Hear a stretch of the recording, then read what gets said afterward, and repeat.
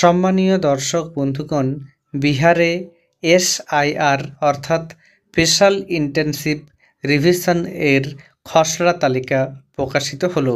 এই তালিকা থেকে ৬৫ লক্ষ মানুষের নাম বাদ পড়ল, অর্থাৎ ৬৫ লক্ষ ভোটার কার্ড বাতিল বলে ঘোষণা করা হলো। কি কারণে নাম কাটা গেছে সেটা অত্যন্ত গুরুত্বপূর্ণ, কেননা পশ্চিমবঙ্গেও এবার শুরু হচ্ছে এসআইআর।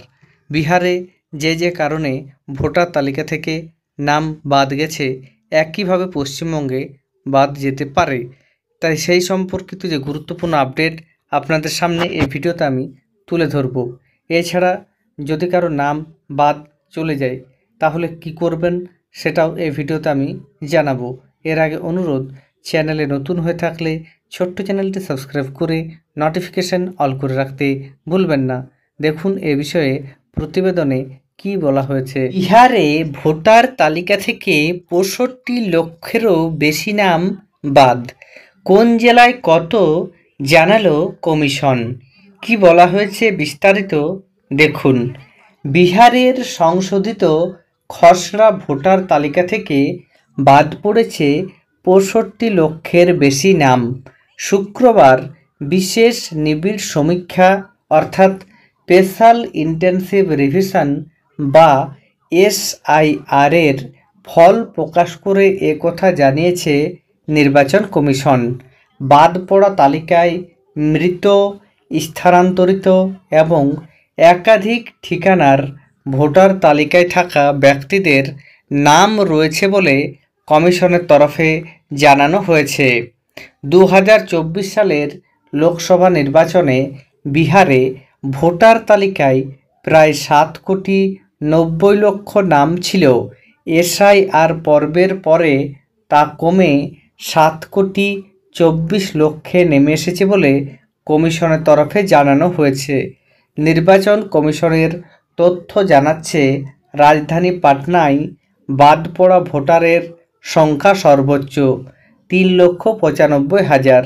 এছাড়া মধুবনীতে ৩,৫২,০০০, পূর্ব চম্পারণে ৩,১৬,০০০ এবং গোপালগঞ্জ জেলায় ৩,১০,০০০ নাম বাদ পড়েছে। নির্বাচন কমিশনের তরফে আগেই ১ আগস্ট খসড়া তালিকা প্রকাশের কথা জানানো হয়েছিল। সেই মতো শুক্রবার বিহারের ৩৮টি জেলার ২৪৩টি বিধানসভা কেন্দ্রে রাজনৈতিক দলগুলির হাতে তালিকা তুলে দেওয়া হয়েছে।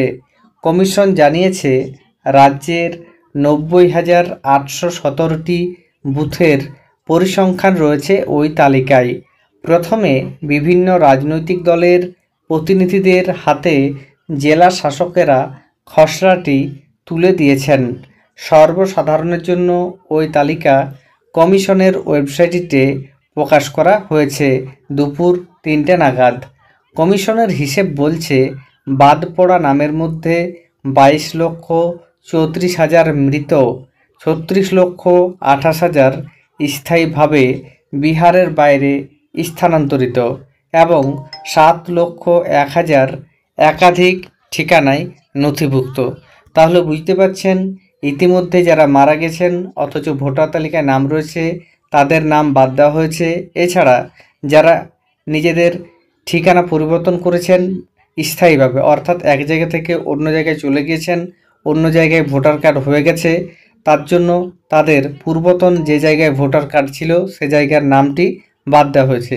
এছাড়া অনেকেই রয়েছে স্থায়ীভাবে এক জায়গা থেকে অন্য জায়গায় চলে গেছেন, এক রাজ্য থেকে অন্য রাজ্যে, সেক্ষেত্রেও নাম বাদ গেছে।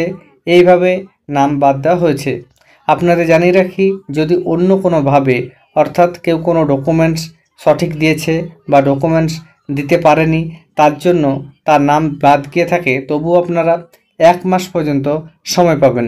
বিহারের ক্ষেত্রে বলা হয়েছে, যারা নিজেদের যোগ্য ভারতীয় বলে মনে করছেন অথচ তালিকায় নাম নেই, তারা পুনরায় আবেদন করতে পারবেন। ১ মাস সময় রয়েছে। তাই পশ্চিমবঙ্গেও যদি কারোর নাম বাদ যায় সেক্ষেত্রে আপনারা পুনরায় সে ব্যাপারে আবেদন করতে পারবেন। ধন্যবাদ।